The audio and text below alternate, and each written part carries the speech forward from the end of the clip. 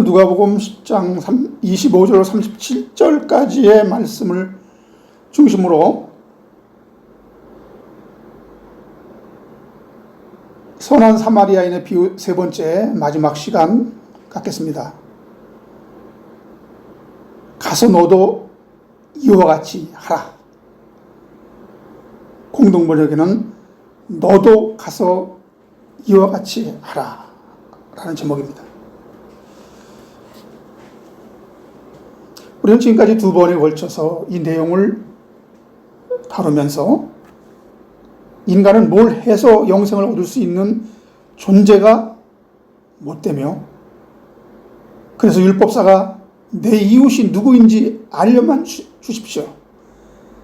내가 내 자신같이 사랑해서 영생을 얻어보겠다고 장담한 것이 얼마나 어이없는 헛소리에 불과한 것임을 우리 모두는 알게 됐습니다.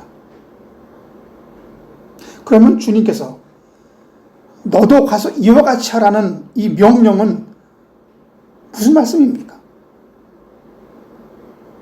이 명령이 우리도 선한 사마리아인처럼 어려움에 처한 이웃 사람을 돕고 그들에게 선한 이웃이 되어 주어라. 그리하면 영생을 얻게 될 것이니, 이런 의미로 말씀하셨겠습니까? 지금 넌 선한 이웃이 아니라 강도 만난 자란다. 내가 누굴 도울 수 있는 능력이나 그럴 만한 자격이 내게 있는 것이 아니라 넌 강도 만나서 고반 죽게 되어 아무것도 할 수 없는 그런 자라니까. 넌 선한 사마리아인의 도움을 받지 않으면 죽을 수 있는 그러한 신세라는 것을 인정하라는 겁니다. 지금까지 실컷 이렇게 결론을 내놓고 다시 주님은 얼른 사마리아인이 되어 남을 돕고 굳이 않은 삶이 너와 이웃을 살리는 길이란다, 이렇게 앞뒤가 안 맞는 말씀을 하셨겠습니까? 주님의 말씀은 언제나 일관성이 있습니다. 우리가 알아듣지 못할 뿐이죠. 이처럼 넌 이제 딴 생각하지 말고 네가 강도 만난 자로 내가 규정했으니까 절대 뭘 하겠다고 더 이상 나대지 말란 말입니다. 넌 그럴 능력 자체가 없어.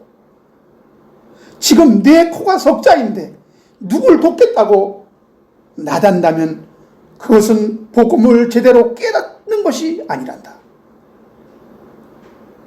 그것은 선한 사마리아인의 도움을 거부하는 행위가 되는 거야. 그러나 넌 사마리아인의 도움을 받지 않으면 살 수 없다는 것을 잊으면 안 되는 거야. 이제 딴 생각하지 말고 너도 가서 이와 같이 하라. 즉 강도 만난 자로 알고 예수 영접하라, 이 말입니다. 그것만이 내가 살 길이다, 이 얘기 지금 하시는 거란 거예요. 내가 아직도 복음을 깨닫지 못해서 십계명을 지키느니 마느니 하나님 사랑하고 이웃을 내 몸같이 사랑할 테니 이웃이 누구인지 알려만 주세요, 헛소리하고 있는데 이제 알게 되었잖아. 예수 믿는 거, 예수 영접하는 것만이 살 길이라는 것을 너도 이제 어서 가서 예수 믿음을 보여라. 이것이 이런 의미의 말씀이라는 겁니다. 죄송하지만 오늘 설교 결론부터 말씀드린 겁니다. 중요한 것은 내가 성경을 어떻게 보고 읽는가가 아니라 어떻게 그 말씀이 들려지는가가 매우 중요하다는 거예요. 왜냐하면 믿음은 선물로 일방적으로 우리에게 주어지는 것이며, 깨달음은 주님의 계시를 통해서만 열리게 되어 있다는 겁니다. 그래서 오늘의 비유도 우리는 다 강도 만난 사람들이고 선한 사마리아인은 예수 그리스도이며 우리는 그분의 대속 희생으로 구원받은 자라면 너도 가서 이와 같이 하라는 말씀을 어떻게 새겨들어야 하느냐 이 말입니다. 이 말씀을 잘 새겨듣지 않으면 이 말씀을 100% 오해하게 되어 있습니다. 그래서 우리가 다 선한 사마리아인이 되자, 그렇게 이웃을 도와야 이 말씀대로 행하는 것으로 이해하고 있잖아요. 그러면 그렇게 오해하도록 말씀을 애매하게 전하신 주님에게도 그럼 잘못이 있네요. 왜 주님은 더 확실하고 명확하게 말씀하시지 않고 성경을 보는 사람들로 하여금 오해하게 그렇게 말씀하셨습니까? 이건 주님의 책임이 아니라 주님의 우리를 향한 배려입니다. 어찌 유한한 인간이 무한하시고 전지전능한 하나님의 뜻을 말씀하는데 인간이 척척 그것을 알아들을 수 있겠습니까?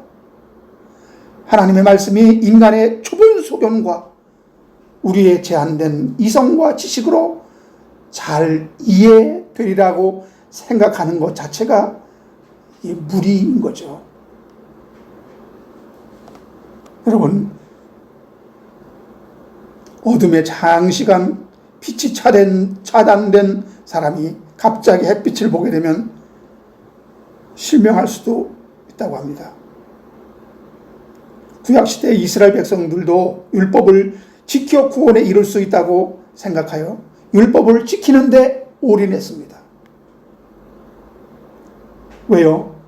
그거 지키면 영생할 수 있다고 그렇게 믿었기 때문이에요. 그런데 영생한 사람 한 사람도 없습니다. 그렇다고 그 말이 거짓이었습니까? 아닙니다. 인간의 한계성 때문에 온전히 지킬 수 없었던 것뿐이요, 정말로 율법을 일에길 점도 어김없이 온전히 지켜냈다면 그것으로 영생을 얻을 수 있었을 겁니다. 그러나 인간은 육신을 입은 제한적이며 유한한 존재입니다.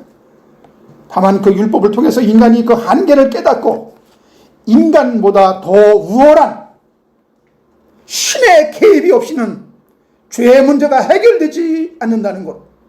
그래서 하나님이 일방적으로 자비와 긍휼을 베푸셔 인간은 죄와 율법의 노예로부터 해방될 수 있는 처지임을 알고 이 지옥 같은 세상에서 우리를 구원할 구원자 메시아를 대망하게 하시는 것이 율법을 주신 근본적인 목적이라는 겁니다.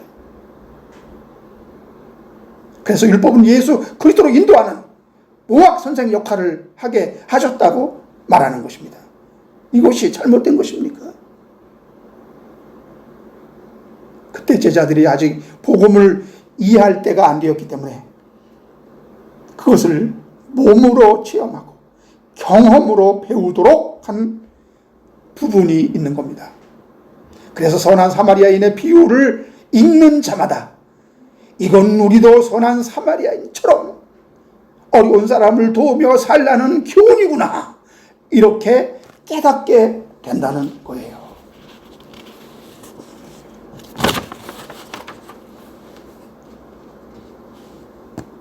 사실이 그렇다 할지라도, 저들이 비유를 오해했다 손치더라도, 그러나 손해볼 일은 아니라는 겁니다. 그렇게 깨닫게 되었다면 그렇게 행해보는 겁니다. 그것이 주님의 의도요, 과정일 수 있다는 거예요.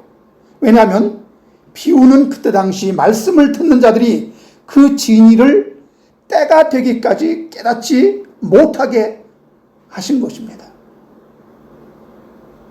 그것을 진리의 말씀으로 풀어주는 보혜사 성령이 임하기 전에는 아무도 말씀의 진리를 바르게 깨닫지 못하게 하셨다고 요한복음 16장 13절에 그러나 진리의 성령이 오시면 그가 너희를 진리 가운데로 인도하시리.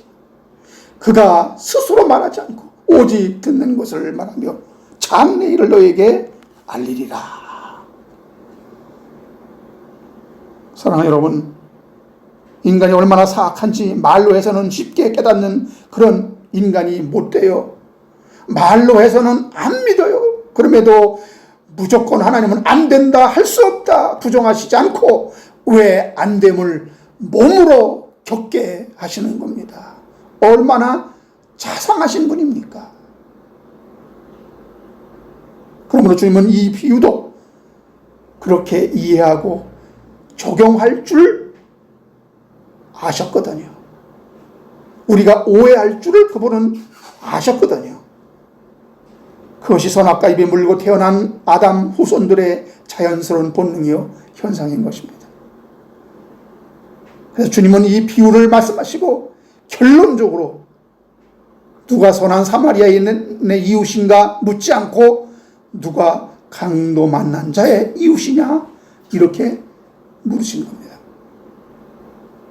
그 의도는 넌 지금 멋지고 폼나게 누굴 도와줄 그런 형편과 처지에 있는 자가 아님을 알아야 한단다.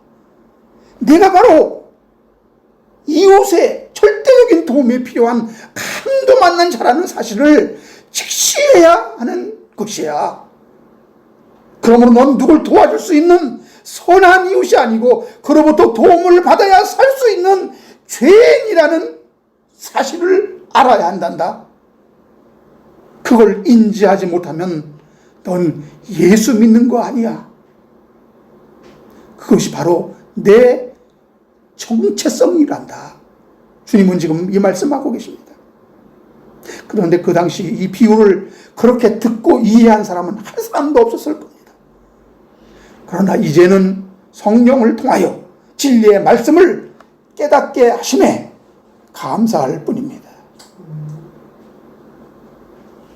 그러면 오늘날 우리가 더욱 말씀의 빛을 발하기 위해서 어떻게 해야 합니까? 누가복음 8장 18절에 보시면 그러므로 너희가 어떻게 들을까 스스로 삼가라. 누구든지 있는 자는 받겠고 없는 자는 그 있는 것까지 빼앗기리라 하시니라. 여기서 특별히 주목해야 되는 것은 무엇을 들을까가 아니라 여기 보면 어떻게 들을까 스스로 삼가라 했어요. 이것은 말씀의 내용이 아니라 말씀을 대하는 자의 자세와 태도를 말하고 있는 것입니다. 진리의 말씀이 들려지는 자들에게는 진지함이 있습니다. 주께서 깨닫게 해주셔야 알 수 있다는 겸손함이 있다는 겁니다. 지난 시간에도 말씀했듯이 예수의 말씀을 듣는 자들은 많았습니다.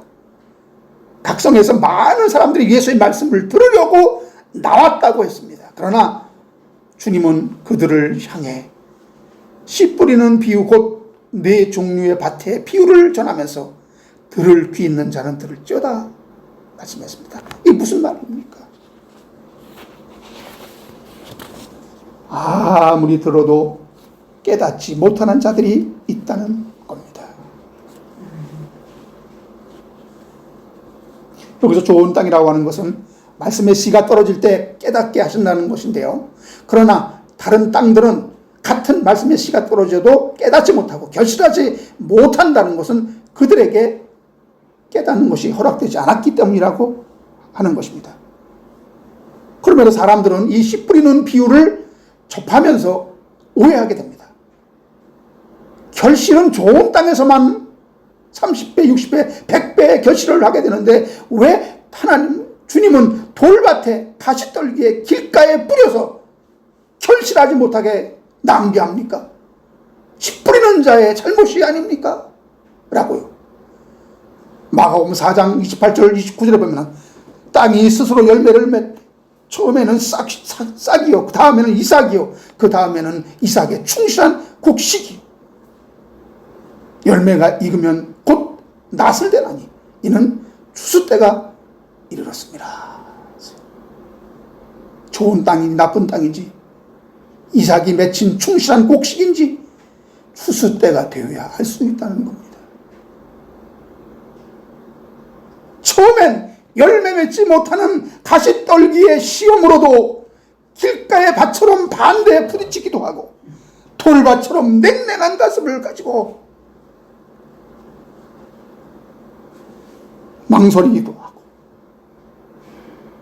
다 하나의 알찬 곡식으로 연구는 과정일 수 있다는 것입니다.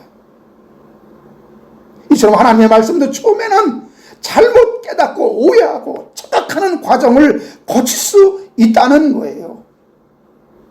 이 선한 사마리아인의 비유 역시 마찬가지로 우리가 은혜를 입었으면 선한 사마리아인이 되어서 어려운 사람들을 도우며 사는 것이 구원을 위한 전제 조건이요 영생을 얻기 위한 수단이라고 오해할 수 있다는 겁니다. 그러나 하나도 문제될 것이 없어요. 하나의 과정이지 이것이 신앙의 핵심이 되어서 행위 구원론자가 되면은 그건 그냥 돌밭, 가시떨기밭, 길가 받침이 증명되는 겁니다. 어떤 열매도 맺을 수 없음이 폭로될 뿐이죠. 여러분, 구약시대 이스라엘의 가나안 정복에 대한 하나님 나라가 이루어지는 것에 대한 저들의 신앙이 어떠했는지 한번 살펴보므로 성도가 이 땅에서 어떤 신앙의 길을 걷게 되는지 한번 우리가 깨닫는 시간이 되기를 원하는 것입니다. 여러분, 이스라엘 백성이 애굽의 노예로 있을 때 모세를 통해서 거기서 구출해 내셨습니다. 세상으로 상징된 애굽의 속박에서 구출되었을 때 그들은 얼마나 벅찼겠습니까? 이제는 더 이상 이 고통이 없는 하나님 나라가 이 땅에 이루어질 것이라는 벅찬 기대감을 가졌던 것이 분명합니다. 그런데 모세의 인도하에 홍해를 가르고 애굽의 군대를 수장시킨 거기는 먹을 것과 마실 물이 없는 광야의 땅이었다는 것에 저들은 아마도 속은 느낌을 가졌을지도 모릅니다. 오죽하면 애굽으로 다시 돌아가고 싶다, 거기는 먹을 것은 충분하지 않았느냐 할 정도로 그들은 후회 막급이었어요. 이제 광야 40년의 방황을 청산하고 여호수아를 통하여 그들에게 젖과 꿀이 흐르는 약속의 땅 가나안에 입성합니다. 이제 드디어 약속의 땅에 하나님의 안식에 들어가게 되는구나 기대하지 않았겠어요? 그런데 그들이 정복한 약속의 땅에는 더 강한 가나안의 측족이 기다리고 있었다는 것입니다. 여러분, 이것을 볼 때 중요한 것은 어떤 상황이 달라지거나 상태가 변하는 것이 아니라 하나님의 대한 그 일에 대한 우리의 인식과 믿음이라는 겁니다. 무슨 말이죠?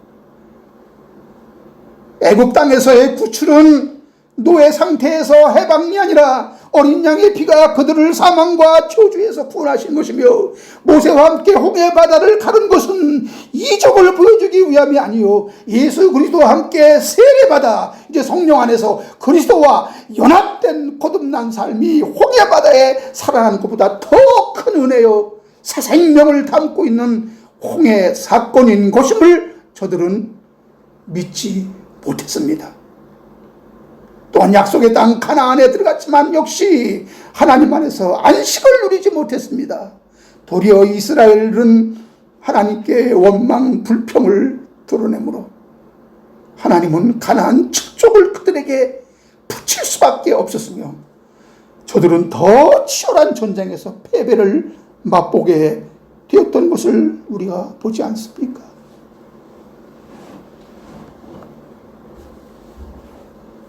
오늘 선한 사마리아인의 비유도 우리가 구원을 유지하고 영생을 얻으려면 다른 사람을 돕고 이웃을 사랑하며 살아야 한다고 깨달을 수 있습니다. 그렇게 열심히 행할 수 있습니다. 그러나 이 모든 것은 하나님의 섭리 안에 있는 것입니다. 택함 받은 자는 그렇게 믿고 행하게 될지라도 때가 되면 성령을 통하여 깨닫게 하신다는 거예요.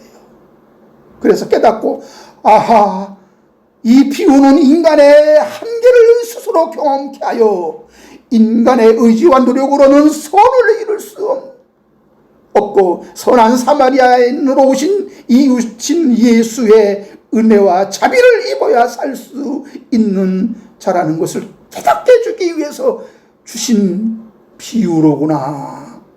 이거를 깨달으면 그만인 것이에요.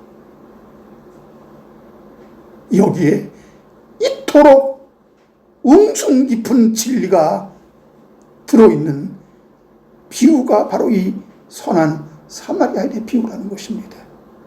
할렐루야.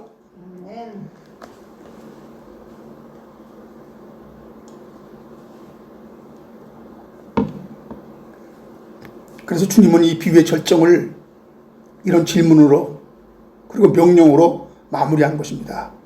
이제 너 깨달았느냐? 너도 가서 이와 같이 하라.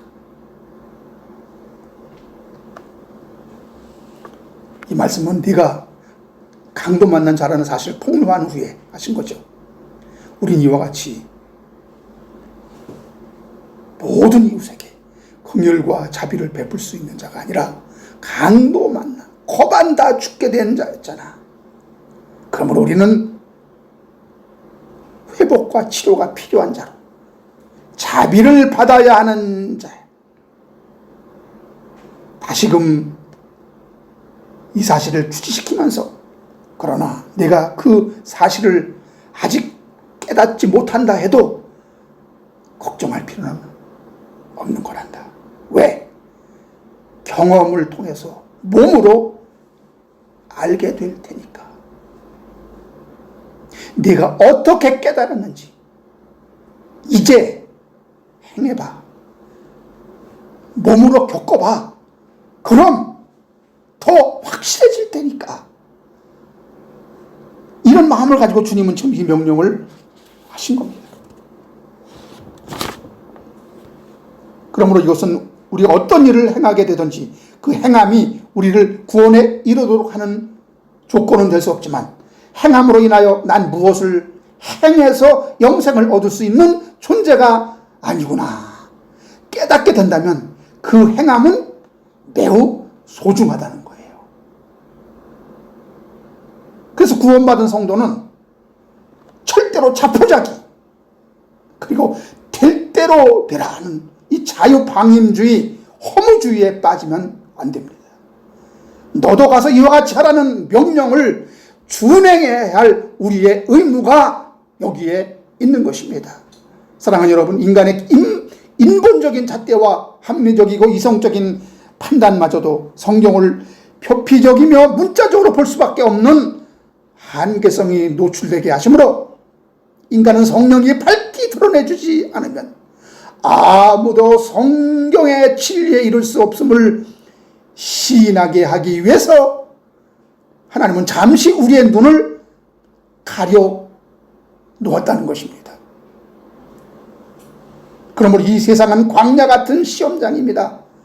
이스라엘 백성은 홍해를 가르는 기적을 처음 했어도 요지부동이요 40년 동안 광야 생활하면서 신발이 닳지 않고 의복이 낡아지지 않게 하였고 매일 하늘에 만나를 내려주었지만 그 세대는 믿음이 없어서 다 죽었고 다음 세대만 여호수아를 인도자로 삼아 가나안 땅에 들어갔다는 것은 사람이 떡으로 사는 것이 아니라 하나님의 말씀 즉 은혜로 살 수 있다는 것을 인간은 죽어도 못 깨닫는다는 것을 보여준 것입니다.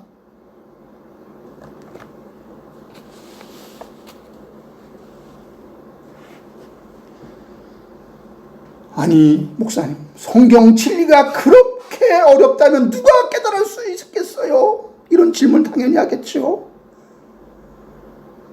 마태복음 19장 26절에 보면 사람은 할 수 없으되 하나님으로 선다 할 수 있느니라. 하나님만 할 수 있다는 하는 것을 알게 하시기 위해서 하나님이 일부러 그렇게 하셨으면 어찌하겠습니까? 하나님 말씀은 누구나 다 읽으면 깨달을 수 있는 그러한 것이 아닙니다. 그러나 확실한 것은 당신의 백성들에게는 성경이 더 이상 봉안책이 아니요 열려진 계시의 말씀이라는 것을 우리는 알 수가 있어요. 물론 주님은 저들이 반드시 오해할 것이라는 의증까지도 다 파악하시고 하신 비유의 말씀입니다. 사랑하는 여러분, 우리가 다 천신만고 끝에 오직 은혜와 십자가 복음을 깨닫게 되었지만 지금까지 여러분은 어떤 행위 구원론이나 율법주의에 매료되지 않고 그 근처에 기웃거리지도 않고 은혜의 복음으로 직행하신 분 있습니까? 별로 없을 겁니다. 다 인본주의 강도에 붙들려서 얻어터지고 세대주의 종말론에 사기당하고 고상한 성화주의 상급주의에 속아서 자기 부인은커녕 자존심과 상급 챙기기에 급급한 우리 자기 의의를 가득 쌓기만 했던 우리들이 아닙니까?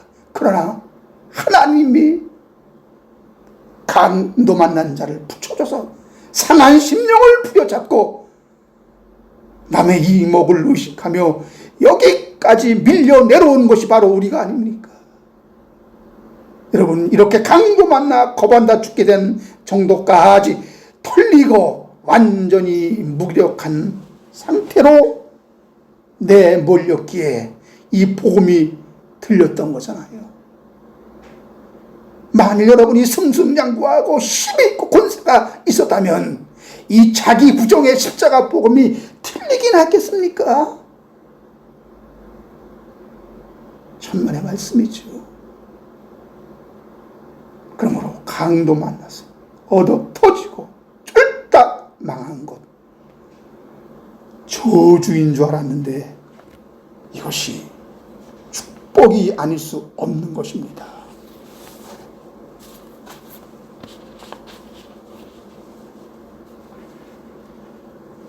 사랑하는 여러분, 복음은 역설이며 하나님 나라는 구원은 반전입니다.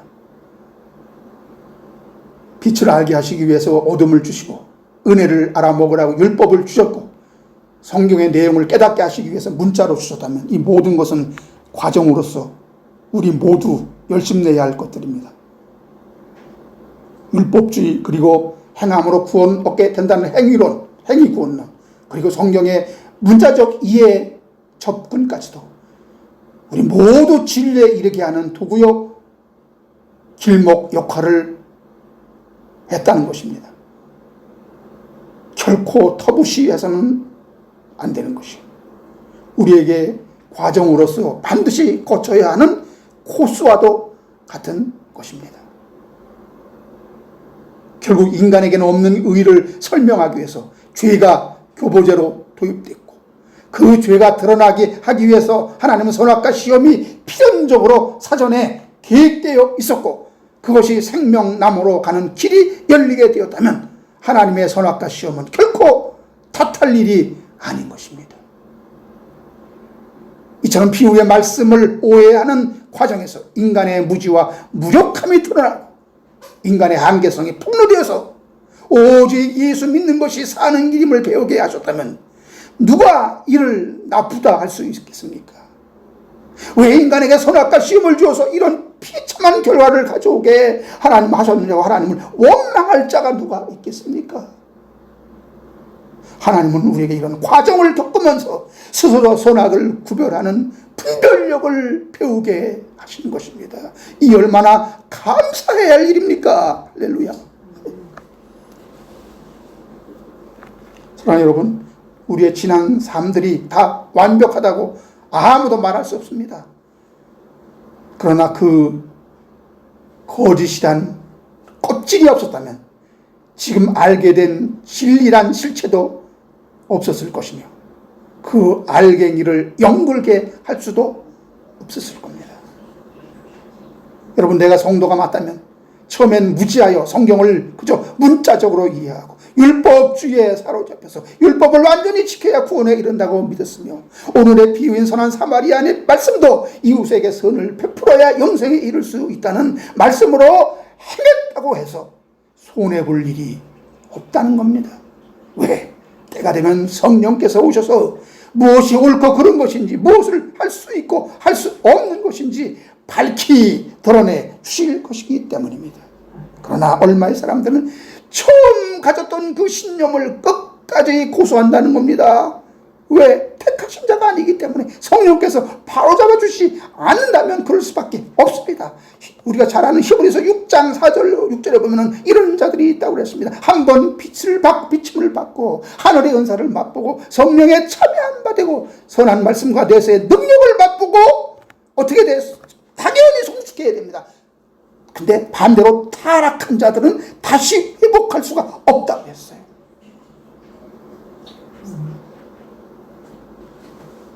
결국은 불에 살라진다고 했습니다.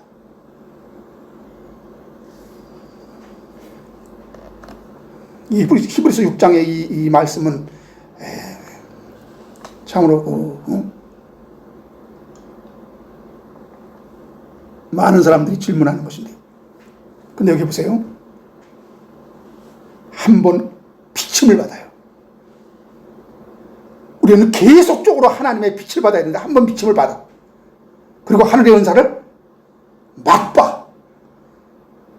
그리고 성령의 세례를 받든가 성령의 거듭남이 아니라 성령의 참여한 바 돼. 그리고 선한 말씀과 내세의 능력을 맛봐. 이 성도는 이것이 양식이 된단 말이에요. 하나님 말씀이 양식이 돼야 된단 말이에요. 그냥 맛이나 보는 이런 것이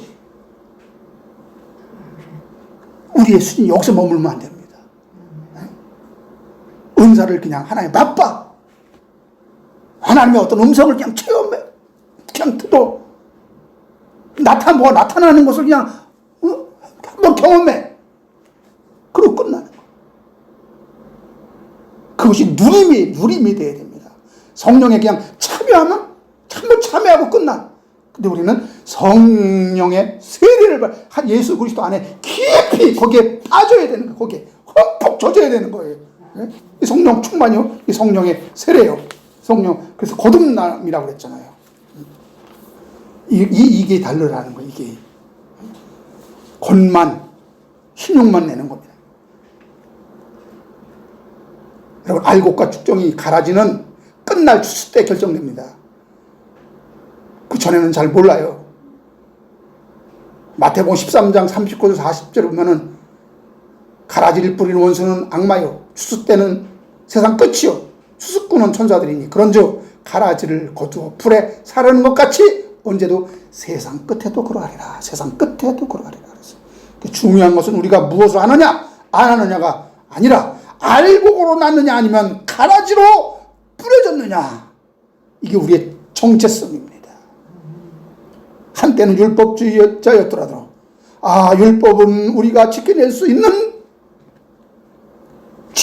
없는 우리는 존재적인 결핍이 있는 자이기 때문에 완전한 법으로 이 율법의 요구를 만족해 하시는 분이 오셔야 이 문제가 해결될 수 있다는 예수 믿음으로 인도되도록 그렇게 그 율법이 그 무학선생 역할을 한다면 그 율법은 의로운 것입니다.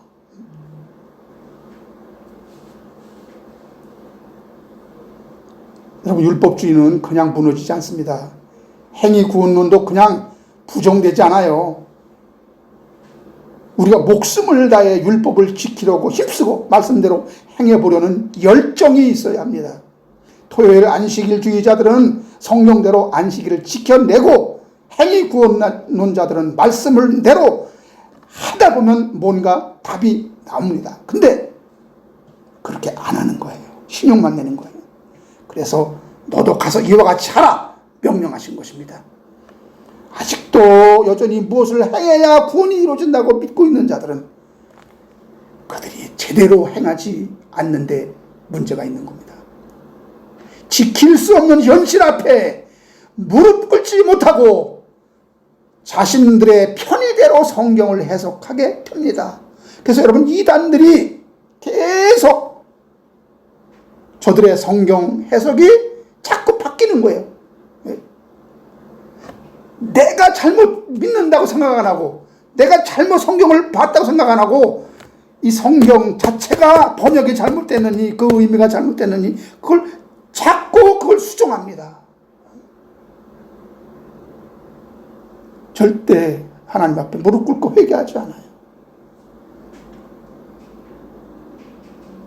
성경의 말씀은 영생을 얻기 위해서 우리가 지켜내야 할 규범과 법규가 아니라 주님의 은혜로 거저 구원받은 자들이 하나님과 누리는 사귐이요, 감사요, 찬송이요, 경배인 것입니다. 이 이름이 성도들 안에 넘쳐나야 하는 것입니다. 할렐루야. 이 누림이.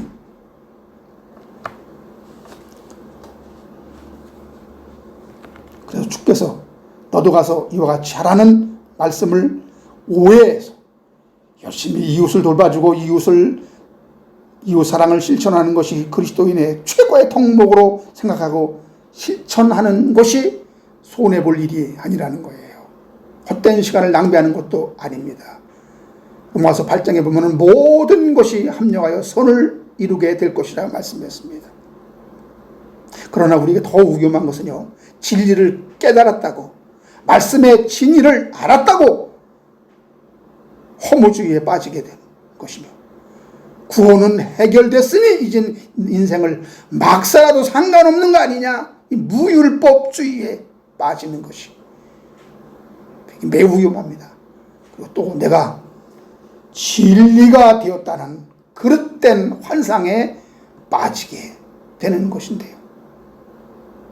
주께서는 이런 반응까지도 다 염두에 두시고 하신 명령이 바로 이 명령입니다. 그러므로 성도는 이 명령을 적극적으로 받아들여야 합니다. 너가 진리를 깨달았으면 이제 행하라. 진리를 알았다면 가만히 있을 수 없는 거잖아요. 그러나 진리가 되었다고 뭐가 다 된 것처럼 주저앉게 되면 걷잡을 수 없는 심체가 옵니다. 히브리서 10장 39절에 보면 우리는 뒤로 물러가 침륜에 빠질 자가 아니요 오직 영혼을 구원함에 이르는 믿음을 가진 자니라. 할렐루야. 개역 한글에 이렇게 기록되었습니다.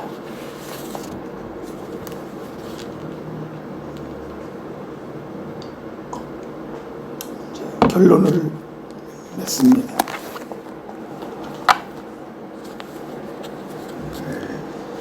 복음을 깨달은 구원받은 성도에게 어떤 행함이 필요한 것인지 다시 한번 가다듬는 시간이 되겠습니다. 사랑하는 성도 여러분, 이것이 진짜 성경을 우리에게 주신 이후에 구원받은 우리, 구원이 해결됐다고 믿고 있는 우리는 어떻게 살아야 할 것인가? 이에 대한 주님의 부탁이요, 염려의 말씀이요, 경계의 말씀이요, 권면의 말씀으로 남겨주신 책이 바로 성경이요. 그래서 이것이 주님의 편지인 것입니다. 우리가 미리 당할 것을 그분은 다 아셨기 때문에 너희가 이런 일을 당할 때 염려하지 말라, 놀라지 말라. 우리가 구원받았는데, 거듭났는데, 진리 안에서 완성되었는데 무엇이 더 필요한가요? 이런 의문을 가질 수 있어요. 그러나 여러분, 중요한 것은 아직 우리는 흑인 세상에 발을 붙이고 살아야 하고요, 우리 영혼이 지독한 육신의 몸에 붙어 있다는 것을 잊으면 안 됩니다. 그래서 여러분, 날고 뛰다가 쓰러지고 넘어지고 자빠지고 시험에 드는 거예요. 이걸 신학적으로 말하면 임의와 아직. 임의는 묵시입니다. 묵시 안에서 이미 다 이루어졌어요. 근데 역사와 이 현실 안에서는 아직 완성이 안 됐단 말이에요.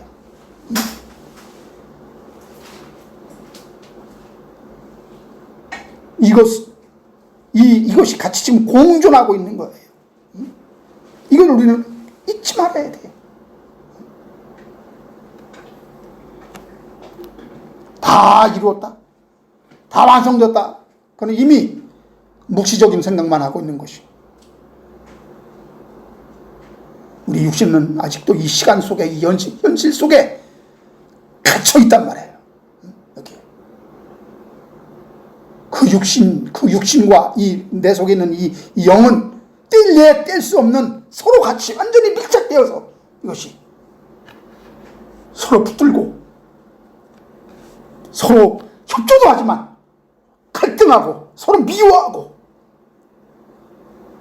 이러한 삶을 우리가 살고 있는 거예요. 그러니 이것이 평화가 있는 것 같지만 계속 분쟁하고 계속 싸우고 투쟁하고, 그게 이상한 게 아니라 그게 정상이라는 거예요. 나중에 설교하겠지만요, 부자와 나사로의 이 비유도 그렇게 간단한 내용이 아닙니다. 여러분, 거지 나사로가 천국 가야 할 이유가 그닥 우리는 발견하지 못해요. 거지로 살았다는 거 빼면 천국 가야 할 이유가 없어요. 그러나 중요한 것은 주님이 비유 가운데서 이유를 말씀하셨습니다.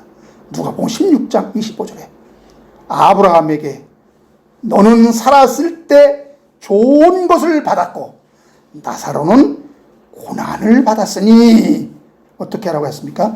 이것을 기억하라.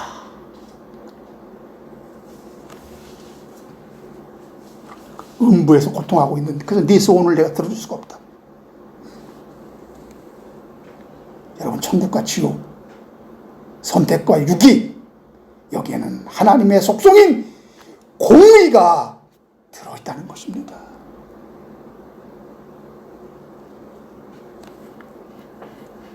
공의로우신 하나님, 거짓이 없으신 하나님, 우리가 거저 얻은 구원 공짜로 받았다고, 값싼 구원이 아닙니다. 하나님은 엄청난 대가를 치른 거예요.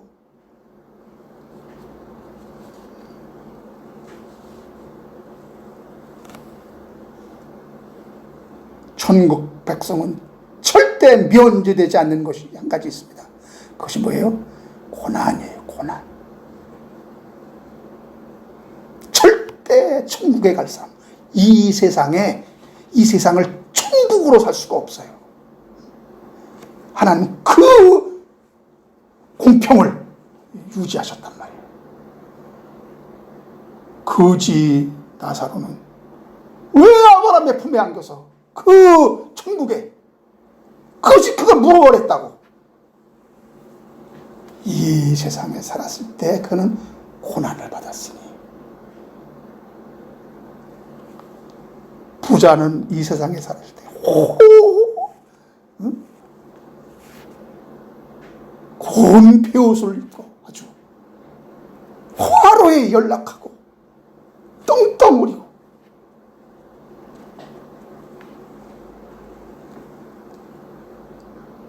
그래서 고난을 받을 때 낙심하지 말라고.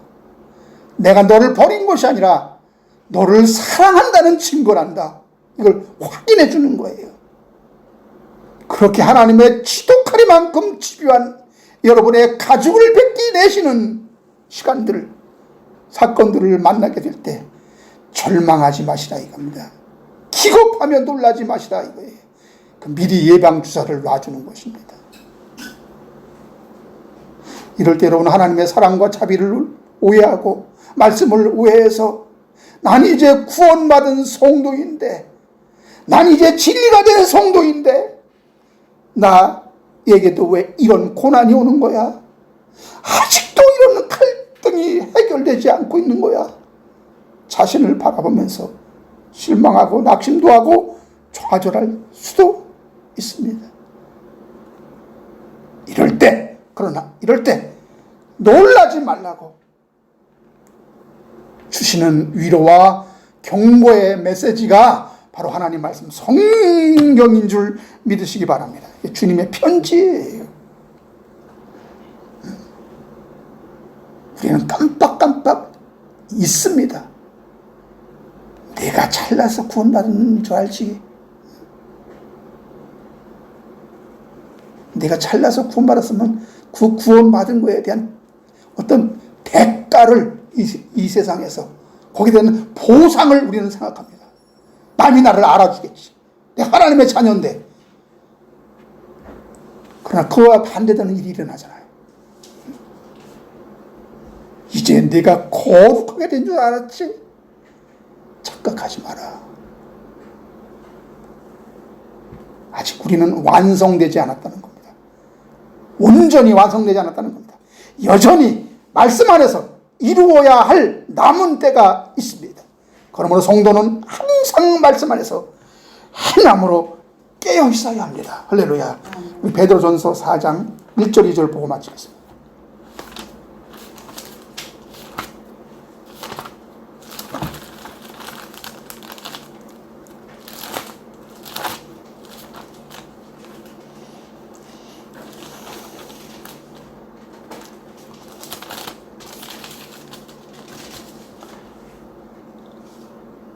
그리스도께서 이미 육체의 고난을 받으셨으니 너희도 같은 마음으로 갑옷을 삼으라. 이는 육체의 고난을 받은 자는 죄를 그쳤습니다. 그 후로는 다시 사람의 정욕을 따르지 않고 하나님의 뜻을 따라 육체의 남은 때를 살게 하려 함이라. 아멘. 다시는 사람의 정욕을 따르지 않고 하나님의 뜻을 따라 육체의 남은 때를 살게 하시기 위해서 육체의 남은 고난이 이 땅에서 계속 전개된다는 사실을 우리가 기억하면서 이제 이 비유를 깨달았다면 너도 가서 이런 것을 몸으로 체험해 행함으로 직접 경험하라. 그러면 하나님의 사랑을, 하나님의 은혜를, 그리고 인간의 나약함을, 인간의 그 한계를 내가 깨닫게 되고 하나님께 감사와 영광을 돌릴 수밖에 없는 것이란다. 이 말씀하고 있는 것입니다. 기도하겠습니다. 하나님 아버지, 주신 말씀 감사합니다. 이제 복음을 깨달았어. 너도 가서 이와 같이 행해라 말씀합니다. 이건 우리가 머리로만 깨닫는 것이 아니라 이제 우리의 몸으로 실천하여 그 하나님의 주신 은혜를, 하나님 주신 감사를 느끼라는 것입니다. 그걸 체험하라는 것입니다. 실제 몸으로 겪으라는 것입니다. 하나님의 사랑이 얼마나 깊은지, 하나님의 사랑이 얼마나 감동적인지, 하나님의 우리를 사랑하는 그 사랑의 깊이가 얼마나 무한한지를 내가 부딪히면서 배우라는 것입니다. 그럼 하나님께 영광과 찬송과 존귀를 돌리지 않을 수 없는 것임을 하나님 다 아시기 때문에 주님은 우리에게 이제 깨달았다면 너도 가서 행하라 말씀하신 이유를 우리가 알았다면 더 이상 좌절하지 않고 더 이상 낙심하지 않고 일어나 주님의 명령 받들어 우리도 가서 행할 수 있는 자가 되게 하여 주시옵소서. 예수님의 이름으로 기도합니다. 아멘. 주기 이름으로 마칩니다. 아버지.